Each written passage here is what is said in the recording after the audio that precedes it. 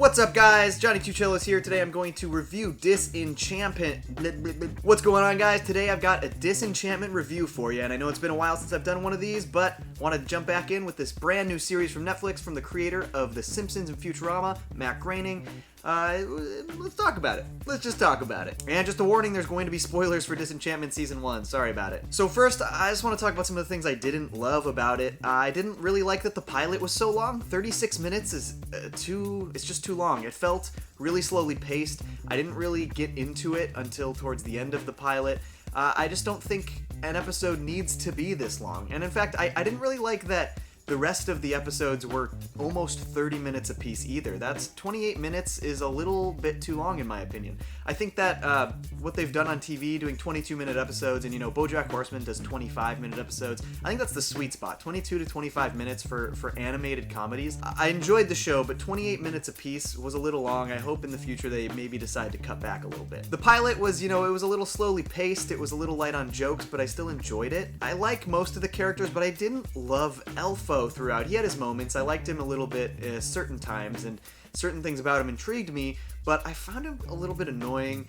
Maybe that's his whole thing. I'm excited to see what comes from him in the future, if he's still alive. The other thing I didn't really love about Elfo was the will they won't they plot with him and Bean. I just think that's kind of been done to death, and especially with the last show that these people worked on, Futurama, they did that with Fry and Leela almost a little too long, and that almost outlived its welcome, even though it ended really well in the finale of that series. So I don't really care about that story. I hope they don't really lean into it in the future. Now, the things I loved about this show are the main cast. Abby Jacobson as Bean, she's perfect. I absolutely love her. Nat Faxon did a very good job as Elfo, even though I find the character a little bit annoying. And Eric Andre is, of course, genius, and he's perfect as Lucy the Devil, or the Demon. Lucy the Demon. I really like Eric Andre. Dude is super funny. Fun fact, I went to see Eric Andre live once, his show, The Eric Andre Show. Saw that live. He stage dove directly on top of me. It hurt my back a lot, but it was pretty cool. Thanks, Eric. I also love that the voice cast has legends like Tress MacNeille, Maurice LaMarche, Billy West, John DiMaggio, David Herman, classic alumni from shows like Futurama, King of the Hill, Simpsons, all that stuff. To be able to have those actors as your supporting roles, that is such an enormous blessing.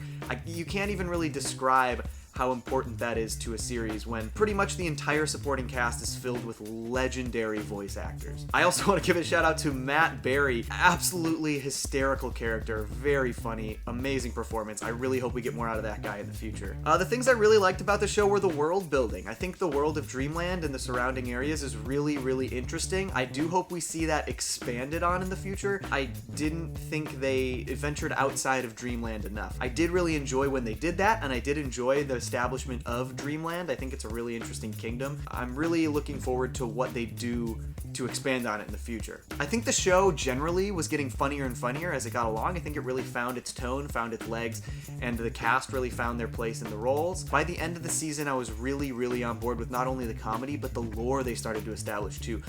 I really enjoyed the world building early on, but I didn't really get much sense of lore until the very end of the season. And that stuff really intrigues me. I'm really excited to see what they do. I'm also obsessed with the idea that they use turkeys for messengers instead of pigeons or ravens or anything like that.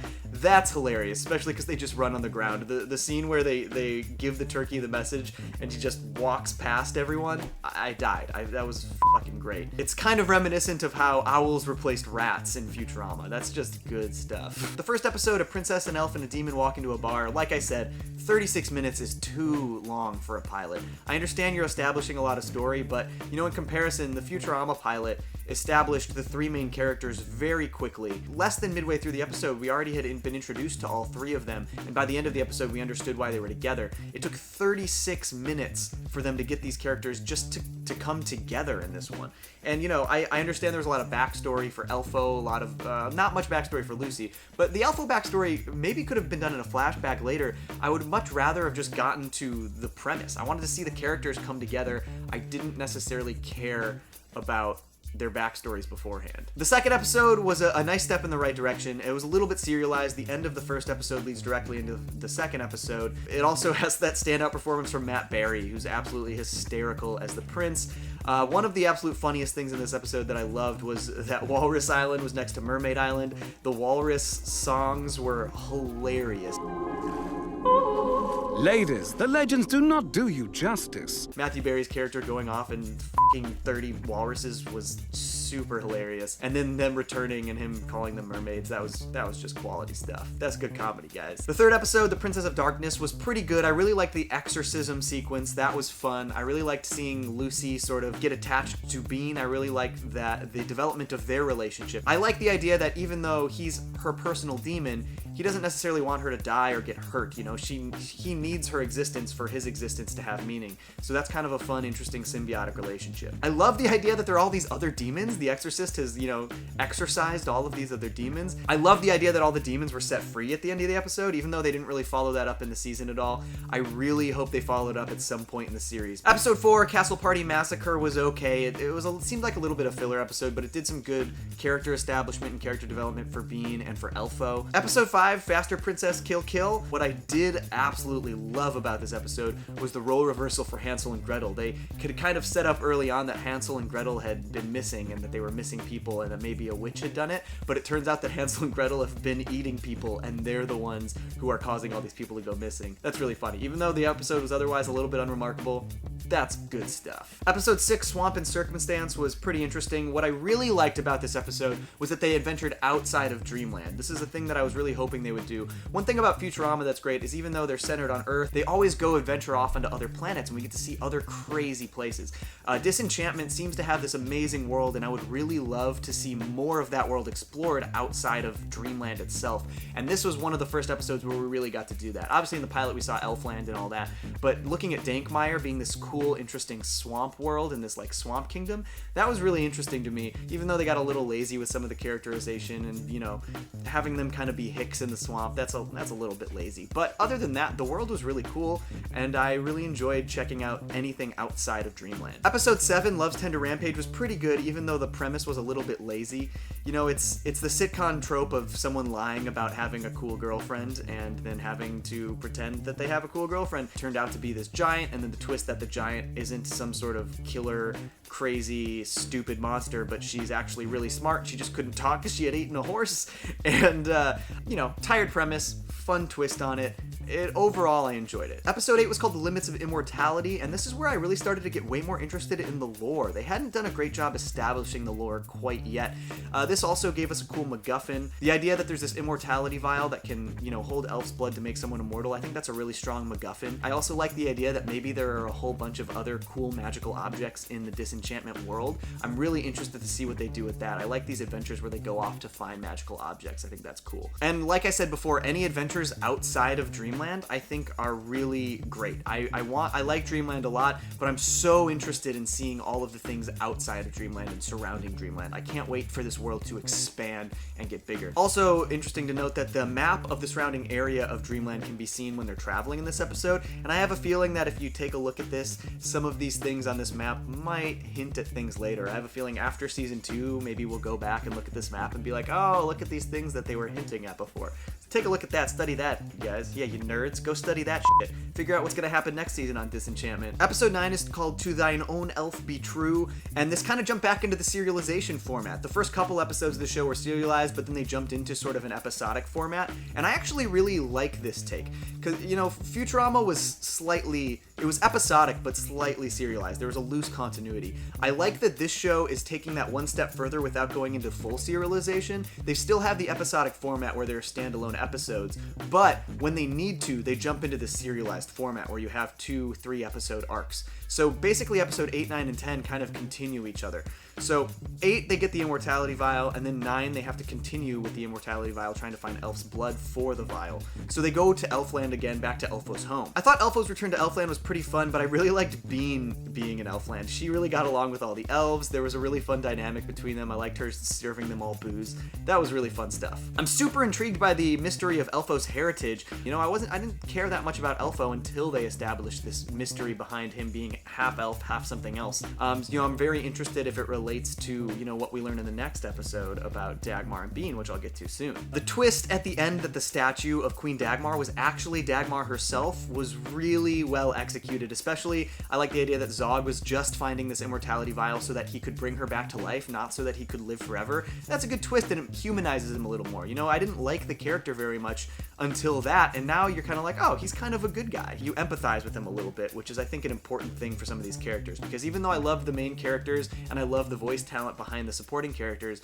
I didn't have much connection to the supporting characters until moments like this happen. The sequence where Bean has to choose between saving Elfo and saving her mother is pretty heartbreaking, but really, really well executed.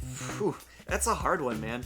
But it was heartbreaking and understandable at the same time, and combined with the music while Dagmar was coming back to life, just perfectly executed. Honestly, this might be what sold me on the show completely. I like the show, I was enjoying the show, but this twist combined with that sequence, I was fully on board after that. And the final episode of the season, Dreamland Falls, was very, very, very strong. I loved all of the bonding sequences between Bean and Dagmar. That was really good stuff, but I'm kind of a sucker for that familial thing.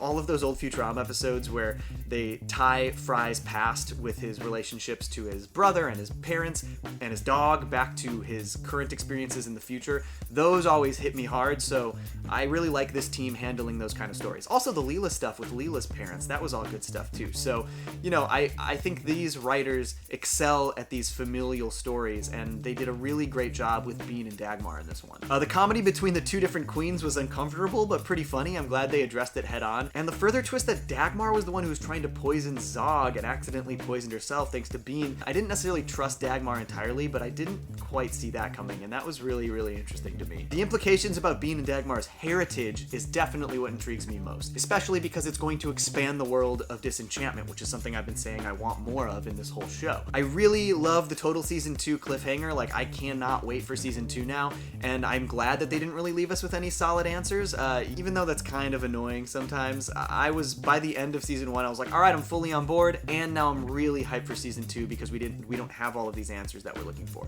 I cannot wait to see them expand on some of these stories, some of these backstories, some of the lore. It seems like there's a lot of potential, and they're heading in a really interesting direction, even though the show got off to a rocky start. I have a really strong feeling that the show probably has solid rewatchability. Futurama is a show that I liked at first, but the more I rewatched it, the more I loved it. There's just so much good background stuff, there's so many good hints, so much subtle writing. I'm hoping Disenchantment feels the same way. I'm excited to watch it one more time and see if I pick up on anything else. And speaking of Futurama, there was a really, really fun reference to Futurama in a sequence in this last episode. I don't know if you noticed, but when Lucy is rewinding this replay of this room, there's one little freeze frame where you can see Fry, Bender, and the Professor in this time machine, which is from the episode of Futurama called The Late Philip J. Fry, one of the greatest episodes the show ever did. This is going to lead me into another thing. I am working with Nerdist on a show called Animation Investigation. We've done about 13 episodes of that so far, and this week we're going to be doing an episode about Disenchantment and Futurama and how they connect between this scene and possibly the late Philip J. Fry. So we're going to determine if, maybe this is a shared universe, but you should tune into Nerdist.com Thursday morning, or Nerdist YouTube page, and check out our episode. It's going to be fun. All right, guys, I want to thank you so much for tuning into this Disenchantment review. I really liked the show, guys. It started off rocky, and it ended really strong, and I'm super excited to see where it goes from here. I want you guys to let me know what you think. Comment down below. Did you like the show? Did you hate the show? Do you expect it to get better? Do you expect it to get worse? Are you excited for season 2? Let me know below in the comments. Share, like, subscribe, all of that stuff. You know the drill. Follow me on the socials, and definitely please check out my show at Nerdist, Animation Investigation. I know I used to do videos kind of like that here on this channel, but those have moved over there. We got a really great host. His name's Hector Navarro. He loves cartoons as much as I do, and he's way better on camera than I am, and I want you guys to check it out. Animation Investigation, Thursdays on Nerdist YouTube page. All right, I'll catch you guys next time. Cue Johnny Two Cellos theme song. Yeah, it's good seeing you. It's been 8 months. Peace. Johnny Two Cellos!